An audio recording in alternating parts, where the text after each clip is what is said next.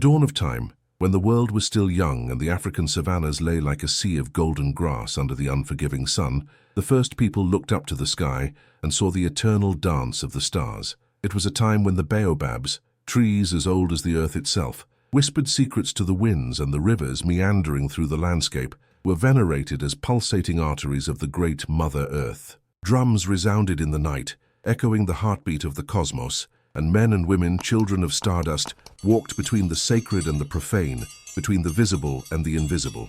Among these people, in the fertile and abundant lands on the banks of the Nile, the Niger and beyond, was born the conception of deities who were not just distant forces, but immanent presences, weaving the fabric of the universe with threads of destiny and mystery. The black gods, figures of power and grace, were manifest in every stone, in every leaf, in every breath of life. They were the rain that fell on the parched land, the harvest that blossomed beneath the calloused hands of farmers, the battle fought in the hearts of warriors, and the wisdom murmured by the elders around the campfires. In these ancient times, the worship of the gods was not merely a religious practice, but a way of existence. Life was lived in harmony with the divine, and every act, every breath was an offering to the vast mystery of the cosmos. Among the most venerated was the goddess of fertility and the earth, whose steps made the earth flourish, the god of the forge, who shaped iron with the heat of 1,000 suns, giving shape to the tools and weapons that maintained the balance between the tribes, and the god of wisdom, who, with eyes as penetrating as the night,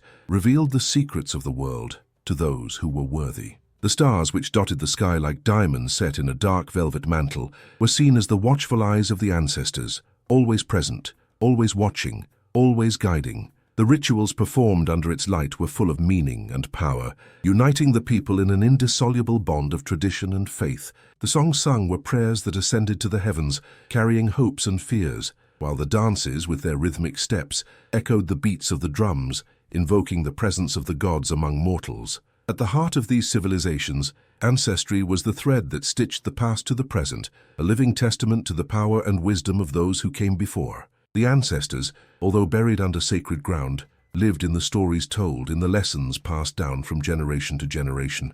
They were the guardians of knowledge, the protectors of the secrets that ensured the survival and flourishing of their descendants. And so, long before the name Yahweh was whispered on the wind, long before the desert writings took shape, these African civilizations, with their deep traditions and their intimate understanding of the sacred, shaped a vision of the divine that would reverberate through the ages. For in the dance of the stars and the rhythm of the drums, in the strength of iron and the heat of fire, were the echoes of a time when gods walked among men, and the world was a place of wonder and mystery, where each life was a thread in the vast tapestry of cosmic destiny. In the vastness of the African lands, where the winds carried the scent of the forests and the savannas spread like a carpet under the feet of elephants, ancestral religion was not limited to isolated corners of devotion. She was a living tissue, weaving science, spirituality, and political power into a single cloak of wisdom. The black gods, powerful and eternal, represented the cosmic forces that shaped the universe. They were not mere figures of worship, but universal archetypes that inspired kings and commoners, warriors and sages. Amid this divine tapestry, the priest-kings emerged as figures of power and reverence, embodying the will of the gods on earth. They were the ones who, with their golden crowns and lion skins, walked between the living and the dead, mediating between the visible and invisible worlds. Through their words and deeds, the decrees of the cosmos were revealed and fulfilled. Royal bloodlines, direct descendants of the gods, bore the burden and privilege of leading their tribes and nations, ensuring that balance was maintained between man and nature. The temples, built with stones that echoed eternities, were sanctuaries of power where the sacred met the profane. Within its walls, symbols and words of power were whispered, guarded by initiates with the wisdom of the elders. These secrets, transmitted orally, were the beating heart of religion, a chain of knowledge that flowed from generation to generation, protected against oblivion by the guardians of the sacred. It was under this aegis that great empires like Kemet and Kush rose, civilizations that, although today erased from the common page's history, have left an indelible legacy on the soul of the world.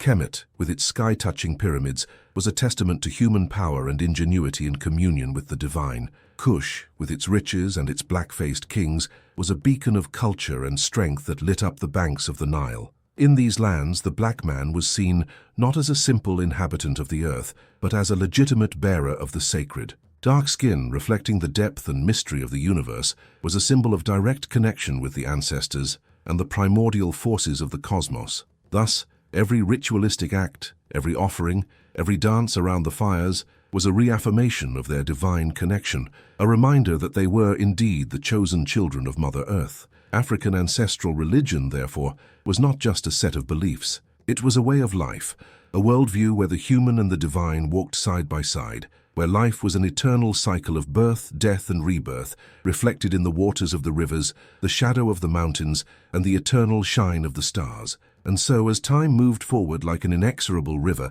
these deep traditions continued to shape minds and hearts, whispering secrets in the breezes that caressed the savannas and in the songs of the birds that greeted the dawn. For in the web of existence, each thread, however tenuous it was, had its place and purpose, weaving the history of a people in communion with the sacred, as the winds of change blew across the deserts and valleys, bringing with them echoes of a new time.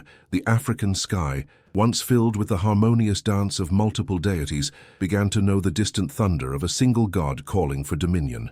Yahweh, the God of the Hebrews, emerged as a singular and powerful force, his presence not just a new star in the spiritual firmament, but a comet that streaked across the heavens, threatening to erase the brightness of the ancient constellations. In the ancient texts written on parchments that have survived the test of time, one reads not the denial of other gods, but a turbulent assertion of supremacy. Yahweh, like a heavenly warrior, stood demanding exclusive allegiance, his voice echoing like the thunder of storms over the sacred mountains. He was a god of fire and sword, his name whispered with fearful reverence among those who once prostrated themselves before multicolored pantheons. This clash did not only take place on the altars, but in the hearts of men and women who now faced a spiritual crossroads. The black gods, whose names were chanted to the rhythm of drums under the light of the moon, began to feel Yahweh's shadow growing over their lands. The dispute was not just one of faith, but of territory, a cosmic battle for dominance over the souls and bodies of the children of Earth.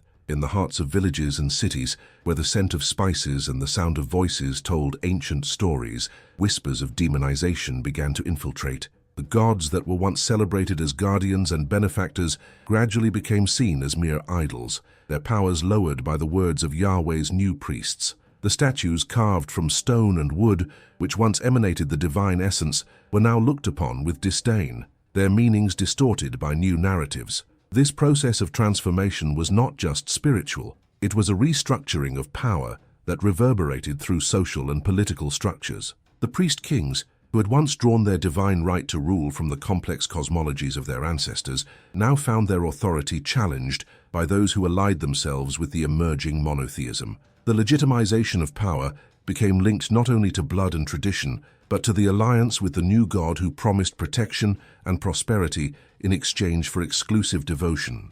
And yet in the shadows of ancient forests and on the banks of rivers that sang secrets, some still kept the flame of ancient rituals alive. The elders, with voices hoarse with age, continued to tell the stories of the dark gods, their songs coated with a new meaning, now not only of worship but of cultural resistance. They knew that although the world was changing, the essence of the earth and sky remained unchanged, and that the echoes of the drums could still be heard, if only one knew how to listen for them. In the cosmic tapestry, where destinies intertwine like rivers that meet, this confrontation between Yahweh and the ancient gods carved new narratives, redefining what it meant to be human in a world where the sacred was in constant transformation. Thus the story continued to be woven, each thread carrying the memory of struggles and alliances, of losses and resurgences, in an eternal dance under the watchful gaze of the stars. For as the ancients knew, the cycle of life is eternal, and even the gods in their greatness cannot erase the cycle, brightness of what was once loved and honored. On the vast plains of memory, where the sound of drums still echoes in the hearts of those who remember, a shadow has fallen over the lands that once shone with the light of the dark gods. It was a sneaky shadow, woven with threads of forgetfulness and deceit, a tapestry of silence that tried to envelop the indomitable spirit of the ancient traditions. The erasure did not come as a sudden storm, but as a slow erosion, a persistent wind that wore away the mountains of ancient wisdom. The scribes, guardians of the words that united heaven and earth, found their scrolls rewritten, their songs erased, their stories retold in a new light that did not resonate with the beat of the African heart. What was once sacred was transfigured into the profane, a mirror trick that attempted to transform gods into demons, rites into witchcraft, culture into superstition. The temples, those sanctuaries built with stones that told stories of generations, were the target of the fury of a new spiritual regime. Stones were torn down, altars were desecrated, and those who dared to keep the flame alive found themselves cornered, forced to whisper their hymns in the shelter of the shadows. But the stone's power doesn't just lie in its shape. It lives in the intention of those who shaped it, a truth that neither time nor violence can erase. In villages and cities, the elders, who walked with the wisdom of the centuries, saw their burdens become heavier. They were the keepers of ancient stories, the tellers of tales who brought to life the memories of the ancestors. But now their words were viewed with suspicion, their songs were hushed, their dances were watched with suspicion. What was a celebration of life became an act of resistance, an unshakable stubbornness against oblivion. In forests and savannas, symbols were slowly replaced. The image of the goddess who made the earth bloom was buried beneath new icons, and the god of the forge, who shaped the world with flame, saw his tools transformed into traps of fear and control. Communities were led to believe that their own myths were inferior, that their stories had no place in the new order that was rising on their lands. But the rivers which meander eternally carry with them truths that forgetfulness cannot touch. In its waters, the songs of the ancients continue to flow, carrying with them the silent resistance of souls who refuse to forget. For no matter how many names are erased and symbols are distorted, the essence of what was can never be destroyed. She lives in the whispers of the wind, in the golden rays of the sun that caress the earth, in the starry nights where the ancestors still watch. And so, the collective memory, fragmented and dispersed, found new ways to survive. In every corner of Africa, where the blood of ancestors still nourishes the soil, African spirituality is reinventing itself, rising like a phoenix from the ashes of oppression. For the truth, like the sun, cannot be hidden forever. It emerges, inevitable and triumphant, illuminating the hearts of those who remember that, even under the cloak of erasure, the essence of the sacred can never be truly extinguished. For in the heart of every African man and woman, the drum still beats, and the gods, in their ancient wisdom, patiently await the hour of their rediscovery. In the vastness of time,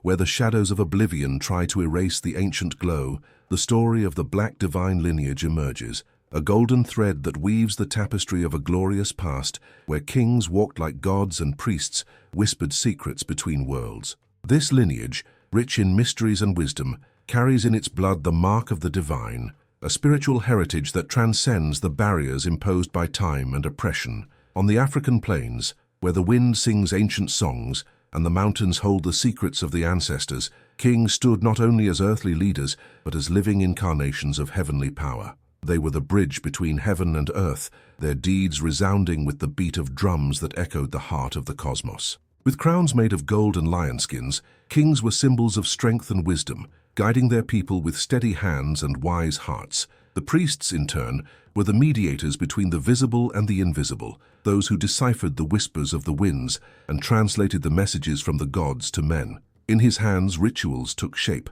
and each offering was a link that reinforced the connection between worlds. They guarded primordial knowledge, transmitting it from generation to generation, ensuring that the flame of knowledge never went out. This notion of divine lineage threatened the religious narratives that emerged in the following centuries, as it moved the concept of chosen people to African lands, returning Africa's role as central to the sacred history of humanity. This was knowledge that needed to be hidden, distorted, and in many cases replaced by foreign representations that did not resonate with the beat of the ancestral drums. Thus erasure began, not as a sudden destruction, but as a subtle redrawing of histories, an attempt to strip a people of their divine heritage. The dark gods who walked among men were gradually transformed into characters from distant legends, their voices drowned out by narratives that favored new emerging powers. The blood that carried spiritual heritage was rewritten, its colors and symbols replaced with icons that did not reflect the ancestral light. However, the essence of the black divine bloodline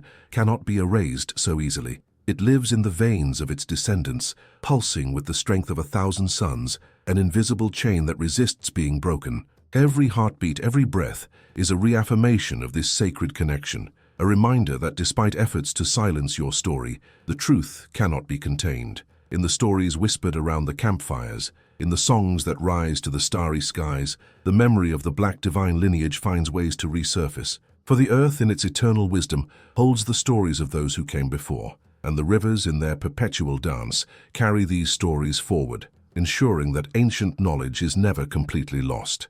And so, as the world continues to turn under the watchful gaze of the stars, the dark divine lineage remains an unbreakable force, a vibrant reminder that even when narratives attempt to obscure the truth, the ancestral spirit is eternal. He waits patiently for the day when he will be fully recognized, when the sons and daughters of Africa will rise again, conscious of their place in the great cycle of existence, as guardians of primordial knowledge and direct descendants of the gods who once walked among them. In the dances of the ages, where time oscillates like an infinite river, truth, like an ancient drum, resonates once again in the lands that were once shrouded in imposed silence. The voices of the ancestors, long muffled under layers of forgetfulness and deviations, begin to echo again, rising like a tide that can no longer be contained. It is the call of forbidden knowledge that finds its way back into the hearts of the descendants of the dark gods, a return that is both an awakening and an affirmation of identity. Today, in the shadows of modern cities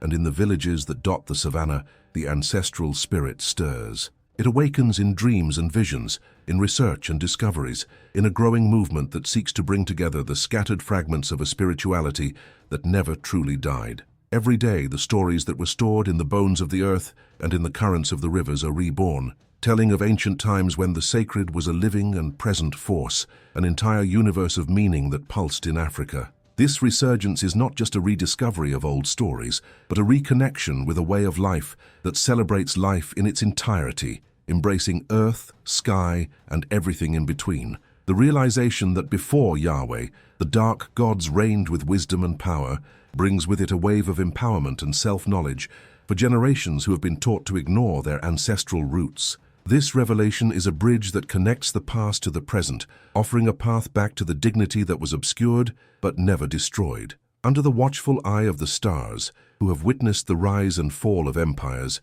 black people begin to reclaim their narrative, discovering that their history is rich in divinity and meaning. Ancestral spirituality is more than a set of beliefs. It is a call to remember the sacredness inherent in every being, a reminder that connection with the divine is an inalienable right that cannot be denied. The restoration of this sacred memory is an act of resistance against centuries of spiritual and cultural oppression. It is a powerful reminder that the souls of the ancestors continue to watch, offering protection and wisdom to those who seek to listen to them. This return is a rebirth, where the words of the ancients find new voices and where traditions long suppressed find new forms of expression. In the awakening of collective consciousness, the psychological impact is profound, as it offers a new perspective on identity and purpose. Knowing this truth is an act of affirmation, a declaration that the history of the sacred is vast and complex, rich in diversity and color, and that the flow of time cannot erase it.